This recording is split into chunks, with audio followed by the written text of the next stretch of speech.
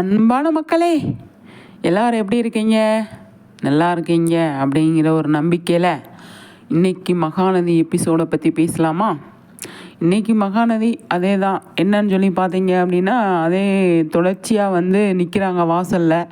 சொத்து பிரச்சனைக்கு சொத்தை பங்கு கேட்டு நிற்கிறாங்க. எஸ்டேட் இருக்குன்னு வேறு சொல்கிறாங்கங்க. எஸ்டேட் நமக்கே தெரியாதே, காவேரிக்கு எப்படி தெரியும் அப்படிங்கிற மாதிரி இருந்தது. என்னது எஸ்டேட்டா அப்படின்னு என்னோடய மைண்ட் வாய்ஸு. அப்பப்பப்பப்பா போலீஸை கூப்பிட்டு போய் பேசுகிறாங்க. போலீஸ் என்ன சொல்கிறாரு, இது நடக்காது, அவங்க பக்காவாக ஆதாரம் வச்சுருக்காங்க அப்படிங்கிறாரு. இப்போ என்ன சார் பண்ணுறது?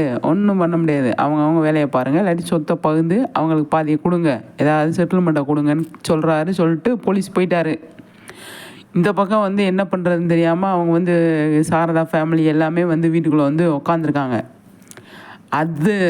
அந்த போலீஸ் டிஸ்கஷன் போயிட்டு இருக்கும்போதே சாரதா ஒரு கேள்வினால் நல்ல கேள்வி நறுக்குன்னு கேட்டாங்க. எனக்கு அது ரொம்ப பிடிச்சிருந்தது. ஹைலைட்டே நான் ஹெட்லைனாக அதே வச்சுருக்கேன். சரிங்களா?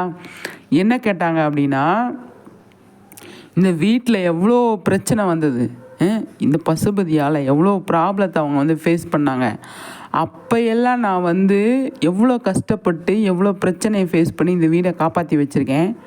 நீ புதுசாக இப்போ எல்லாத்தையும் ஆதாரம் வச்சுருக்கேன்னு சொல்லிட்டு வந்தேன்னா நான் எப்படி விட்டு தர முடியும்? இந்த வீடு என் 4 பொண்ணுங்களுக்கு தான், வேறு யாருக்குமே கிடையாது அப்படின்னு போலீஸ் காரவங்கிட்டே சொல்கிறாங்க. உங்களுக்கு தெரியாதா சார், நீங்கள் வரும்போது என்ன கேட்டீங்க? கொடைக்கானல் வந்தாலும் ஏதாவது பிரச்சனையோடு தான் வருவீங்களா அப்படின்னு கேட்டீங்களே. எவ்வளோ பிரச்சனையை நான் பார்த்துருக்கேன், இவங்களுக்கு கொடுக்கணுமா நான்? அதெல்லாம் தர முடியாது, வெளியே போக சொல்லுங்கள் அப்படின்னு அந்த ஒரு கேள்வி சூப்பர் கேள்விங்க. என்னோடய பர்சனல் லைஃப்பில் எங்கள் வீட்டில் இதே பிரச்சனை தான். என்னென்ன, எங்கள் அப்பா இல்லை, எங்கள் அப்பாவோட தம்பிங்க எங்கள் தாத்தாவோட சொத்து. அது அவங்க பிரித்து, எங்கள் அப்பா இறந்து 20 வருஷம் ஆக போகுதுங்க, பிரித்தே தரலைங்க, இன்னும் பிரித்து தரலைங்க. அதில் ஒருத்தன் செத்தே போயிட்டான். காலம் எப்படி இருக்குது பார்த்தீங்களா? என் தம்பி அமைதியாக இருப்பான், சத்தம் போட மாட்டேன். எங்கள் அம்மா அதை விட வாயே திறக்காது. சரிங்களா? நான் போய் சொத்தை பகிர்ந்து கொடுங்க, நாங்கள் 3 பிள்ளைங்க இருக்கோம் அப்படின்னு போய் கேட்டதுக்கு போலீஸில் கம்ப்ளைண்ட் பண்ணி விட்டாங்க. போய் தெரிஞ்சதை பாரு அப்படின்ட்டு இப்போ கேஸ் போடுங்கன்னு சொல்கிறாங்க இல்லையா, கோர்ட்டுக்கு போங்கன்னு சொல்கிறாங்க இல்லையா, அப்படி தான் எங்களை கோர்ட்டுக்கு போக சொன்னாங்க. கோர்ட்டுக்கு எப்படிங்க போக முடியும்? எப்படி போவாங்க? கோர்ட்டுக்கு போனால் சிவில் ஆயிரும், சிவில் கேஸ் ஆயிரும். அது இழுக்கும், வருஷ கணக்கில் இழுக்கும். சொத்து பிரச்சனைக்கு கோர்ட்டுக்கு போனால் இழுக்கும் அப்படின்னு சொல்லிட்டு ஒரு சிலர் சொல்கிறாங்க. நமக்கு அதை பற்றி முழுசாக தெரியாது, நம்ம வக்கீலும் கிடையாது, ஜட்ஜும் கிடையாது. ஆனால் இந்த மாதிரி பிரச்சனையெல்லாம் வரும் அப்படின்னு பயத்தை உண்டாக்கி விட்டா ஒரு பொம்பளை ஆளுங்க என்ன பண்ணுவாங்க? அந்த மாதிரி தான் இப்போ மகாநதி. எனக்கு என்னமோ, எனக்கு எப்போவுமே தோன்றுறது, நான் எனக்கு பிடிச்சு போனது காரணமே அதுவாக கூட இருக்கலாம். எனக்கு அந்த பிள்ளைங்களை பார்க்கும்போது எங்கள் அப்பா நல்ல மனுஷங்க, நல்லவருங்க, தங்கமானவர். அவர் கூட பிறந்த தம்பிங்க எப்படி இருக்காங்க பார்த்தீங்களா? இப்படி இருக்காங்களே அப்படின்னு தோணும் எனக்கு எப்போவுமே. ஆனால் இந்த ஃபேமிலியை பார்க்கும்போது எனக்கு அப்படி தான் இருக்குது. இந்த சாரதா ஃபேமிலியை பார்க்கும்போது எவ்வளோ கஷ்டப்பட்டு அந்த ஒரு வீடை பாதுகாத்து வச்சாங்க. இப்போ அதுக்கு ஒரு போட்டி வருது. அந்த பிள்ளைங்க, பொம்பளை பிள்ளைங்க 4 பிள்ளைங்களை வச்சுக்கிட்டு அந்த சாரதா எவ்வளோ கஷ்டப்பட்டாங்க. எங்கெங்கே தெருவாக ஓடி பிள்ளைகளுக்கு காப்பாற்றணும், பிள்ளைய நல்லா இருக்கணும் அப்படின்னு சொல்லி எவ்வளோ கஷ்டப்பட்டாங்க. இவங்களை காட்டிலலாம் இவங்க ஒரு பக்கம் இருந்தாங்க அப்படின்னாலுமே நம்ம பார்த்ததை நம்ம பேசணும் இல்லையா? இப்போ சொத்தில் பங்கு கொடுனா எப்படி கொடுப்பாங்க? நம்ம தனியாக காவேரி பேரில் ரிஜிஸ்டர் பண்ணுறோம் அப்படின்னு முடிவு பண்ணியிருக்காங்க. அது எந்த அளவுக்கு சாத்தியம் அப்படின்னு சொல்லி எனக்கு தெரியல. பார்ப்போம் என்ன நடக்குது, ஏது நடக்குதுன்னு சொல்லிட்டு. ரொம்பவே எனக்கு கொஞ்சம் வருத்தமாயிடுச்சுங்க இந்த சாரதாவை பார்த்து. பாவம் இல்லையா சாரதா அப்படின்னு சொல்லி தோணுச்சு. நல்லா கேட்டாம்மா, நல்ல கேள்வி அப்படின்னு தான் எனக்கு சொல்லணும்னு தோணுச்சு. அந்தளவுக்கு ஒரு சாரதா கிட்ட ஒரு வேகம் இருக்குது, கண்டிப்பாக இருக்க தான் செய்யும். அவங்க எவ்வளோ கஷ்டப்பட்டுருப்பாங்க அப்படிங்கிறது. இங்கே அவங்க சொன்ன மாதிரி 5 வருஷத்துக்கு ஒரு தடவை 1 மாதத்துக்கு லீவ் போட்டு வருவாரா அந்த சந்தானம். 5 வருஷமாக பிள்ளைங்களை வச்சுக்கிட்டு எவ்வளோ கஷ்டப்பட்டிருப்பாங்க. மாமியாரை வச்சுட்டு எவ்வளோ கஷ்டப்பட்டிருப்பாங்க, பிள்ளைகளை படிக்க வைக்கிறதுக்கு எவ்வளோ கஷ்டப்பட்டிருப்பாங்க, எவ்வளோ விஷயங்களை அவங்க பார்த்துருப்பாங்க. அந்த வழியில் இருக்க தானங்க செய்யும்.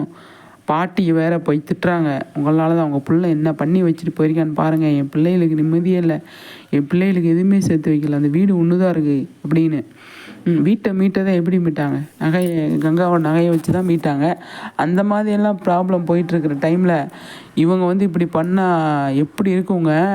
அதுதான் சாரதா நல்லா பேசிச்சு. எனக்கு ரொம்ப பிடிச்சிருந்தது இன்றைக்கி சாரதாவோட பேச்சு எல்லாமே வந்து சூப்பராக இருந்துச்சு அப்படின்னு தான் சொல்லணும். ரொம்பவே வந்து மனசு கஷ்டமாக இருந்தது.